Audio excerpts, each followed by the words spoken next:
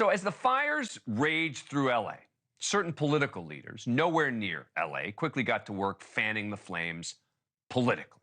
Now, I am not saying that some of the criticism was without merit, like the progressive LA mayor being out of the country on some random vanity trip despite weather forecasts predicting, quote, extreme danger.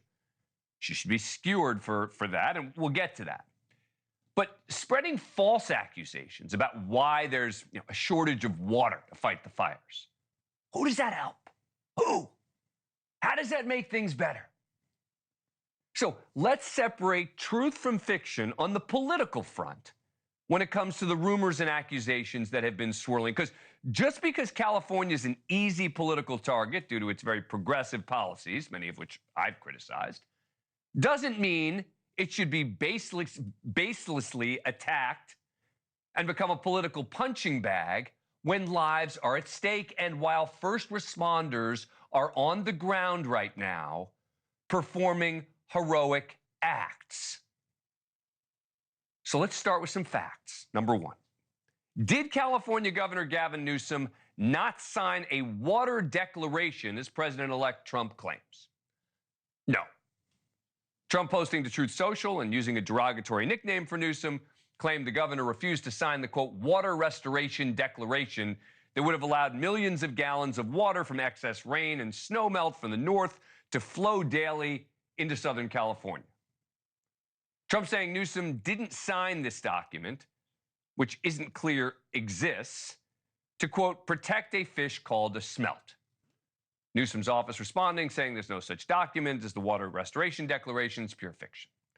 And when asked, Trump's team points to a 2020 memo he signed to direct more water to Central and Southern California, which California then sued to block. And yes, the smelt was one of the species cited in the lawsuit.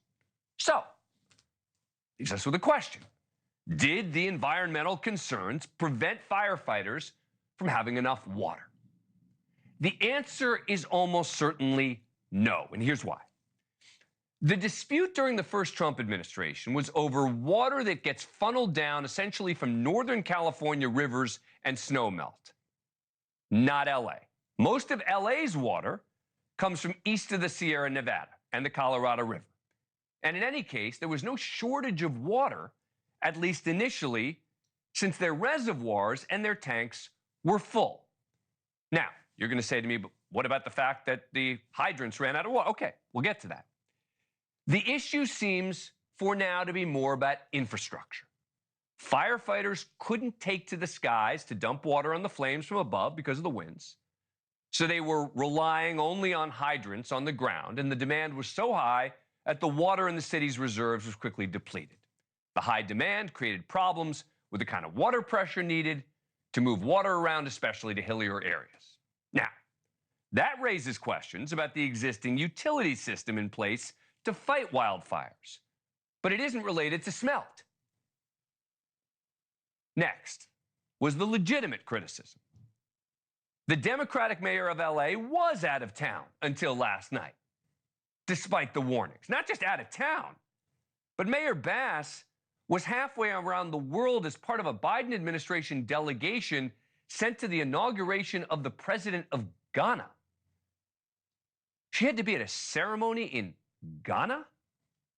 Initially, she didn't even consider it worthy of a response when she was questioned by a reporter at the airport on her way back.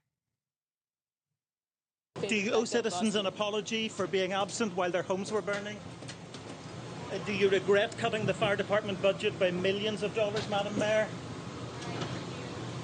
Have you nothing to say today? Can you back up, boss? Appreciate it. Have you absolutely nothing to say to the citizens today? Elon Musk says that you're utterly incompetent. Are you considering your position? Madam Mayor, have you absolutely nothing to say to the citizens today who are dealing with this disaster?